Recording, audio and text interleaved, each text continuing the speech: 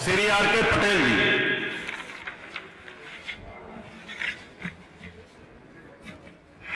अधिष्ठाता महोदय, आपने मुझे बोलने का मौका दिया, इसके लिए आपका बहुत बहुत धन्यवाद। 22 जनवरी 2024 को सनातन संस्कृति के प्राण हम सबके आदर्श प्रभु श्री राम अपनी जन्मभूमि अयोध्या में विराजमान हो गए हैं, जिसका भारत के साथ साथ पूरे विश्व ने इस अलौकिक अवसर का साक्षात्कार किया। इसके लिए हम प्रधानमंत्री मोदी जी और योगी जी का कोटि कोटि धन्यवाद करते हैं। विश्व में धार्मिक यात्रा के लिए वेटिकन सिटी और मक्का की हज यात्रा का विशेष रूप से नाम लिया जाता है। यहाँ लगभग हर साल 1 करोड़ लोग जाते हैं और वहाँ के आर्थिक विकास में इन दोनों यात्राओं का बहुत महत्व है। श्री काशी विश्वनाथ कॉरिडोर और अयोध्या में भव्य राम मंदिर के निर्माण के बाद अगर काशी और अयोध्या की कनेक्टिविटी अच्छी हो जाए, जिसके लिए मैं वाराणसी से अयोध्या तक 6 लेन एक्सप्रेसवे की और एयर कनेक्टिविटी की और एक क्रूज के संचालन की, जो कि बनारस से चले, यहाँ टर्मिनल बन चुका है, यहाँ से पूर्वांचल का दर्शन कराते हुए अयोध्या तक अगर क्रूज का संचालन हो जाए तो धार्मिक पर्यटन जो है उत्तर प्रदेश और भारत का दुनिया का सबसे बड़ा धार्मिक पर्यटन होगा। यहाँ कम से कम 75 से 80 करोड़ लोग आएंगे, जो प्रदेश की और देश की अर्थव्यवस्था में बहुत योगदान करेंगे। शिक्षा के क्षेत्र में हमारे 5 विश्वविद्यालयों को एक डबल प्लस की रेटिंग मिली है और 2 विश्वविद्यालयों को A+ की रेटिंग मिली है और 2 टेक्निकल यूनिवर्सिटी को A+ की रेटिंग मिली है।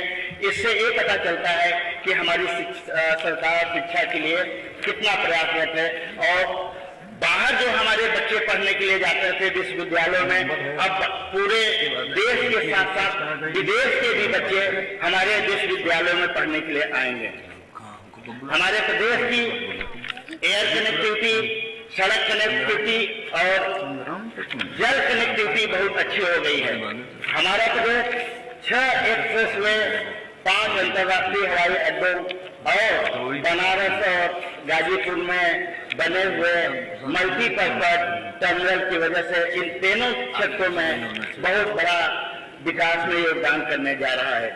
ग्रीन एनर्जी के क्षेत्र में उत्तर प्रदेश बहुत लंबी छलांग लगा रहा है। वाराणसी और अयोध्या को ग्रीन सिटी के रूप में विकसित करने का जो हमारी सरकार प्रयास कर रही है, इससे वो दिन दूर नहीं जब अपना प्रदेश उत्तर प्रदेश भारत में ही नहीं पूरे विश्व में ग्रीन एनर्जी के क्षेत्र में महत्वपूर्ण स्थान रखेगा और बहुत सारी विदेशी मुद्दा बचाने का काम करेगा।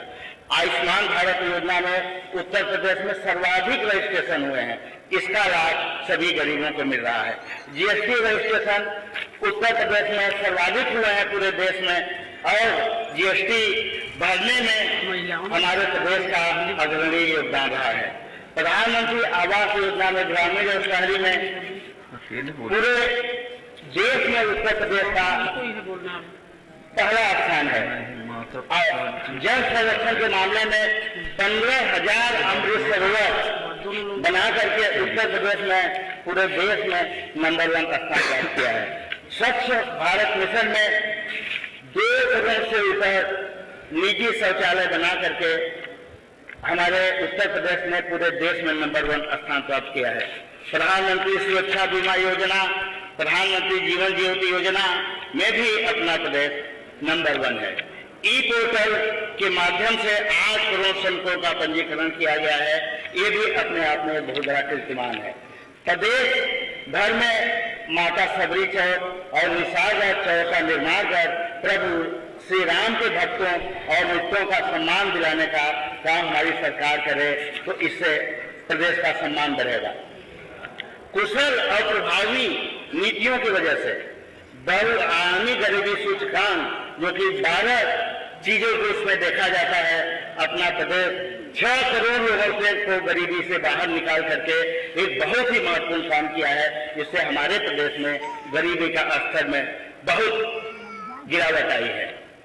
रैपिड रेल ट्रांसपोर्ट सिस्टम पहला अपने देश का rapid rail transport system Delhi Ghaziabad Meerut rapid rail transport system का शुरुआत अपने प्रदेश में हुई है।